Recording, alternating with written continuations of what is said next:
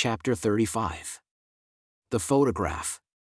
Gratitude is not only the greatest of virtues, but the parent of all others. Cicero, 106–43 BCE. For months after my departure from the hospital, my birth family sister Kathy finally got around to sending me a photo of my birth sister Betsy. I was up in our bedroom, where my odyssey all began, when I opened the oversized envelope and pulled out a framed glossy color photo of the sister I had never known. She was standing, I would later find out, near the docking pier of the Balboa Island ferry near her home in Southern California, a beautiful West Coast sunset in the background. She had long brown hair and deep blue eyes, and her smile, radiating love and kindness, seemed to go right through me, making my heart both swell and ache at the same time. Kathy had affixed a poem over the photo. It was written by David M. Romano in 1993, and was called When Tomorrow Starts Without Me. When tomorrow starts without me, and I'm not there to see, if the sun should rise and find your eyes all filled with tears for me, I wish so much you wouldn't cry the way you did today, while thinking of the many things we didn't get to say. I know how much you love me, as much as I love you, and each time you think of me, I know you'll miss me too, but when tomorrow starts without me, please try to understand that an angel came and called my name, and took me by the hand, and said my place was ready, in heaven far above, and that I'd have to leave behind all those I dearly love. But as I turned to walk away, a tear fell from my eye. For all my life, I'd always thought I didn't want to die. I had so much to live for, so much left yet to do, it seemed almost impossible that I was leaving you. I thought of all the yesterdays, the good ones and the bad, the thought of all the love we shared, and all the fun we had. If I could relive yesterday just even for a while, I'd say goodbye and kiss you and maybe see you smile. But then I fully realized that this could never be, for emptiness and memories would take the place of me. And when I thought of worldly things I might miss come tomorrow, I thought of you, and when I did my heart was filled with sorrow. But when I walked through heaven's gates I felt so much at home. When God looked down and smiled at me, from his great golden throne, he said, "This is eternity, and all I've promised you. Today your life on earth is past, but here it starts anew. I promise no tomorrow, but today will always last, and since each day's the same way, there's no longing for the past. You have been so faithful, so trusting and so true. Though there were times you did some things you knew you shouldn't do. But you have been forgiven and now at last you're free. So won't you come and take my hand and share my life with me? So when tomorrow starts without me, don't think we're far apart, for every time you think of me, I'm right here, in your heart." My eyes were misting as I put the picture carefully up on the dresser and continued to stare at it. She looked so strangely, hauntingly familiar. But of course, she would look that way. We were blood relations and had shared more DNA than any other people on the planet, with the exception of my other two biological siblings. Whether we'd ever met or not, Betsy and I were deeply connected. The next morning, I was in our bedroom reading more of the Elizabeth Kubler-Ross book on life after death when I came to a story about a 12-year-old girl who underwent an NDE and at first didn't tell her parents about it.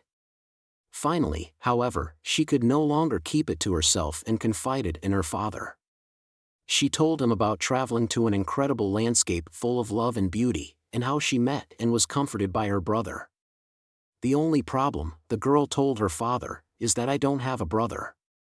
Tears filled her father's eyes.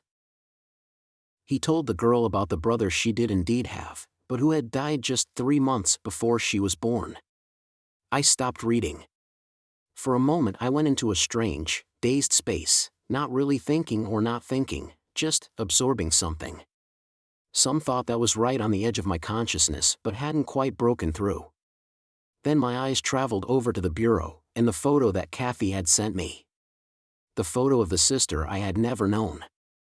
Whom I knew only through the stories that my birth family had related of what a hugely kind, wonderfully caring person she had been. A person, they had often said, who was so kind she was practically an angel. Without the powder blue and indigo dress, without the heavenly light of the gateway around her as she sat on the beautiful butterfly wing, she wasn't easy to recognize at first. But that was only natural. I had seen her heavenly self, the one that lived above and beyond this earthly realm, with all its tragedies and cares. But now there was no mistaking her, no mistaking the loving smile, the confident and infinitely comforting look, the sparkling blue eyes. It was she. For an instant, the worlds met. My world here on Earth, where I was a doctor and father and a husband. And that world out there, a world so vast that as you journeyed in it you could lose your very sense of your earthly self and become a pure part of the cosmos, the God-soaked and love-filled darkness. In that one moment, in the bedroom of our house, on a rainy Tuesday morning, the higher and the lower worlds met. Seeing that photo made me feel a little like the boy in the fairy tale who travels to the other world and then returns, only to find that it was all a dream, until he looks in his pocket and finds a scintillating handful of magical earth from the realms beyond. As much as I'd tried to deny it, for weeks now a fight had been going on inside me. A fight between the part of my mind that had been out there beyond the body, and the doctor, the healer who had pledged himself to science. I looked into the face of my sister, my angel, and I knew completely, that the two people I had been in the last few months, since coming back, were indeed one. I needed to completely embrace my role as a doctor, as a scientist and healer, and as the subject of a very unlikely, very real, very important journey into the divine itself. It was important not because of me, but because of the fantastically, deal-breakingly convincing details behind it. My NDE had healed my fragmented soul. It had let me know that I had always been loved, and it also showed me that absolutely everyone else in the universe is loved, too. And it had done so while placing my physical body into a state that, by medical science's current terms, should have made it impossible for me to have experienced anything.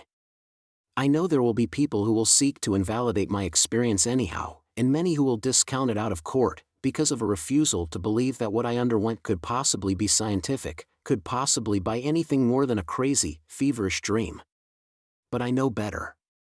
And both for the sake of those here on Earth and those I met beyond this realm, I see it as my duty, both as a scientist and hence a seeker of truth, and as a doctor devoted to helping people, to make it known to as many people as I can that what I underwent is true, and real, and of stunning importance.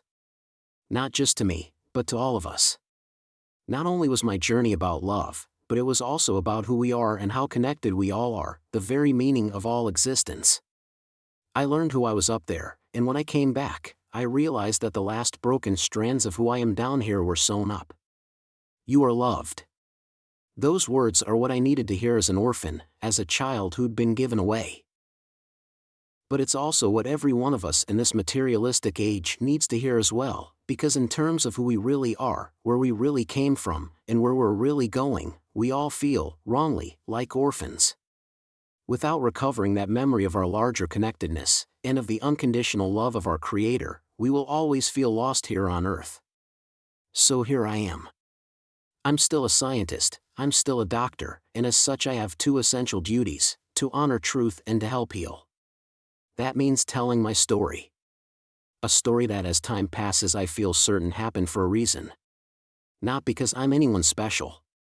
It's just that with me, two events occurred in unison and concurrence, and together they break the back of the last efforts of reductive science to tell the world that the material realm is all that exists, and that consciousness, or spirit, yours and mine, is not the great and central mystery of the universe. I'm living proof.